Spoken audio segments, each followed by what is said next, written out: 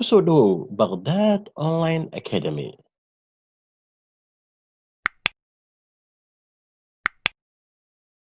كثيرا طيبا مباركا فيه والصلاة والسلام على رسول الله الأمين وعلى آله وصحبه وسلم أجمعين.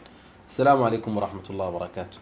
مركلي كسود هذا بغداد أونلاين أكاديمي وحا إنو سعودتي كورسوديني effective leadership skills انتن مريني حانو ملينا إنا ديلا سعودتان وحان مريني موديولكي أو toddobaad ayaan soo qaadanay oo aan kaga soo hadalnay skills of effective leaders insha allahu tacaala waxaan ku qaadan doonaa hadduu ilaha ihahdo qeybtan ama moduleka waxaan ku qaadan doonaa the tasks of effective leaders, howlaha ay qabtaan hogaamiyaasha. qofka hogaamiyaha ah howlaha ugu badan ee uu qabto maxay yihiin waa su-aal aad isweydiin karto oo aan isleeyahay insha allahu tacaala qodobadan aan xusi doono wax badan baad ugu bogan doontaa. hogaamiyaha waxyaabaha ugu waaweyn ee ugu muhiimsan ee uu qabto waxaa ka mid ah thinking, fikir. ma og tahay wax walba dunida inay ka bilowdaan fikir? haddaad aragto wax dunyada ka socdo maalin bay fikrad kasoo bilowdeen, markaasaa markii maskaxda la dhalaaliyey oo la fikiray kadiba waxaa kasoo baxday natiijadaad adiga aragtay iyadoo soo martay waddo dheer. sidaa darteed hogaamiyaha mar walba inuu yahay qof fikiraya oo ka fikiraya intee la joogaa, intee loo socdaa, sidee lagu gaaraa, maxaa loo gaari waayey, maxaa inoo haray, maxaan soo dhaafnay. mar walba waa qof fikirkiisi uu xoogan yahay. qofka mar walba oo fikirkiisi uu xooganaado mar walba oo uu horumar sameey waa wax ugu muhiimsan bani aadamku kaga duwan yahay makhluuqaadka kale, xayawaanaadka iyo inta kale ilaahay u abuuray. bani aadamku wuxuu kaga duwan yahay ugu muhiimsan waxaa weeyaan waa fikiraa. fikirkaasuu leeyahay, wuxuu sameynayaa macluumaaduu soo uruurinayaa oo u dhirinayaa macluumaadkaasi buu dad kale la wadaagayaa, macluumaadkaasi buu ballaarinayaa. vision buu leeyahay, mission buu leeyahay. qofkani mar walba wuxuu macnaha maskaxdiisa ka guuxaya waxyaabo cusub, hal abuurnimo joogto ku jiraa. marka qofka hogaamiyaha ah waa qof aada u fikir badan.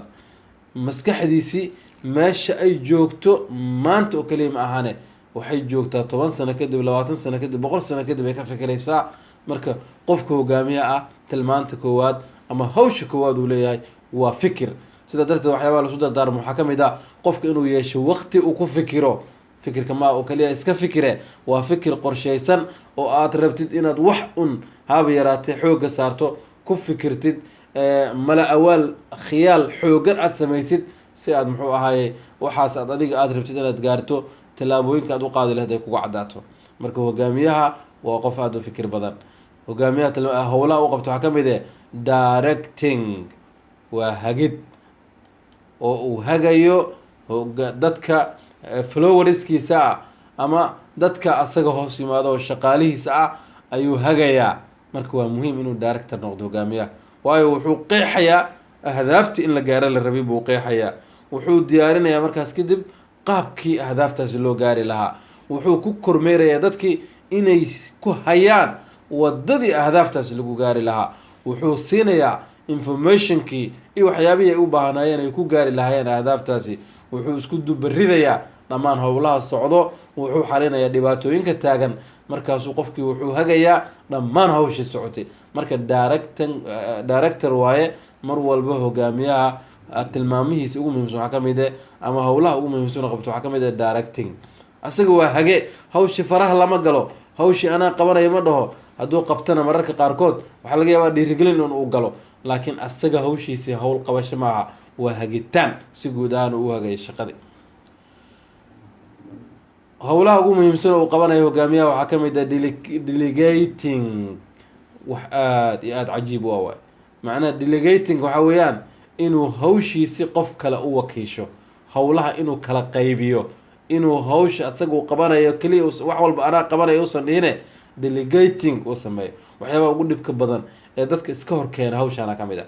qof baa wuxuu rabaa si aanan dadkii aysan hawsha u fahmin si aanan hawsha loola qaybsanin, si asaga aan looga maarmin, wax walba hoostiisu soo gashanaya, wax walba asagay soo marayaan, wax walba asagay ka bilaabanayaan, asagay ku dhammaanayaan.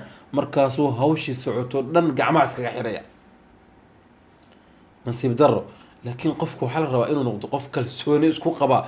sidaa darteedi waxaa la rabaa inuu asaga ku tiirsanaanta ay ku tiirsan yihiin individualiska asaga uu hogaaminayo ayaa la rabaa inay iyaga isku tiirsanaadaan, inay kalsooni isku qadaan. sidaa darteed hawshii iyo mas-uuliyadihii wuu u qaybinayaa, qof walba iyo shaqadiisu siinayaa, qof walba meeshiisu ku dhiirigelinayaa, qof walba wixii caawin uu u baahan yahay uu ka caawinayaa.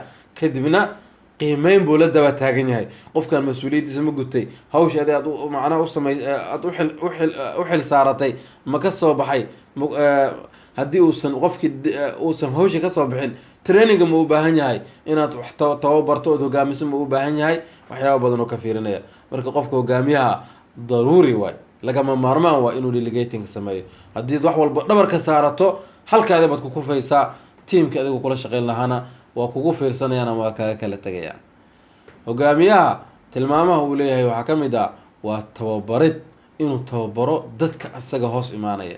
training joogtuu bixinaya. trainingaas uu bixinaya muxuu ku bixinayaa sidii hawsha la qabanayay loo qaban lahaa. wuxuu xooga saarayaa hogaamiyaha siduu u noqon lahaa qof ku haga dadka asaga hoos imaanaya sidii loo gaari lahaa ahdaaftii la rabay. wuxuu noqonayaa oo muxuu ahaye uu ku hagayaa dadkii inay howlihii la qabtay sida ugu wanaagsan ee loo qaban kara loo qabto, miisaaniyadda loogu talagalay looga qabto, qarashkii ugu yara lagu qaban kara looga qabto, waqtiga ugu xadidana lagu qaban kara looga qabto. marka resourceski o dhan sidii looga faa-iideysan lahaa iyagoo dhanna loo nusqaamin lahaa ayuu ka fikirayaa oo muxuu ahaye ku tababarayaa dadkiisii.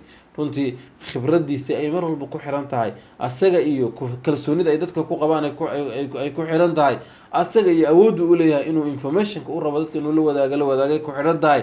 marka hogaamiyaha waa trainer, mar walba wuxuu ku tababarayaa dadkii wadada saxda ah in la qaado uu rabo ayuu ku tababarayaa. marka waa qodob aada u muhiimsan. sidoo kale waa taskiska uu leeyahay ama howlaha ugu waaweyn uu leeyahay hogaamiyaha waa changing, mar walba inuu isbedel joogto ah uu hogaamiyo, waa sahmiye joogto ah.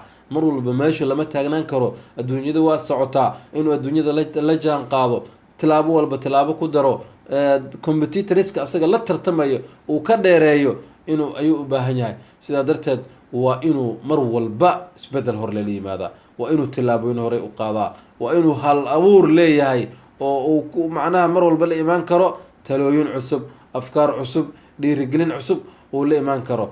haddii qofka hogaamiyaha uusan ahayn qof oo tilmaantaasi leh, runtii in lagu tilmaamo hogaamiye ayaa adkaanayso.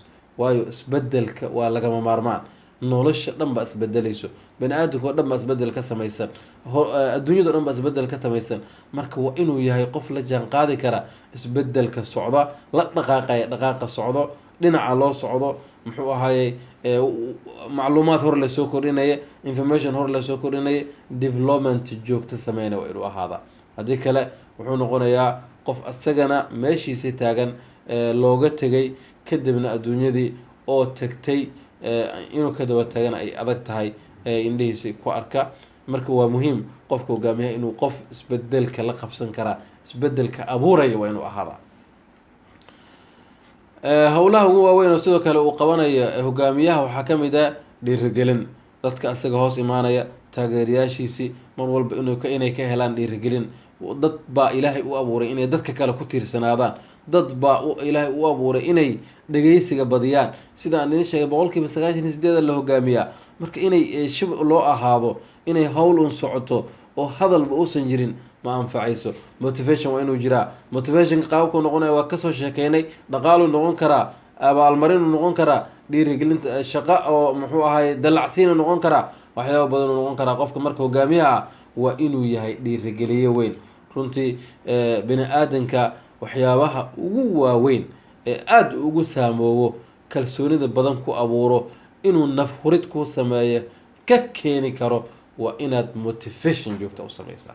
marka hadafta inaad gaarto aada rabtid waxaa ka horeyso dadkii aad ku gaari lahayd oo bini aadanka ugu muhiimsan ee resourceska la isticmaala ayaa waxaa la rabaa inaad kalsooni ku abuurtid, inaad qancisid, inay muxuu ahaayey u arkaan meeshii ay u naf huri lahaayeen, hawshay u naf huri lahaayeen, naftooda inay ag dhigaan ay diyaar u ahaadaan, waa laga maarmaan. haddii kale waxaa imaanayso in guushi aada doonaysa inaad gaarto, visionka inaad xaqiijiso aada rabtay inaad xaqiijin weyso, sababtana markaad meel kale ka raadin lahayd adiga laftaadi aada sababta noqoto. marka waa muhiim toddobadaasi tilmaamahaasi aan soo sheegnay runtii aaday muhiim u yihiin.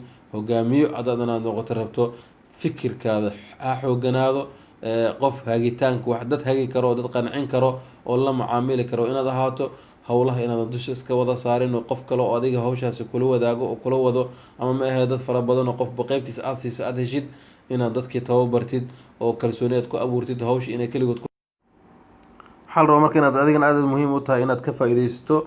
sidoo kale dhiirigelinta aaday muhiim u tahay, mar walba uu u baahan yahay bani aadanka. waxaan rajeynaa insha allahu tacala inaad ka faa-ideysateen. intaas ayaan kusoo gabagabeynayna xalaqadeeni. assalaamu calaykum waraxmat ullaahi wabarakaatu.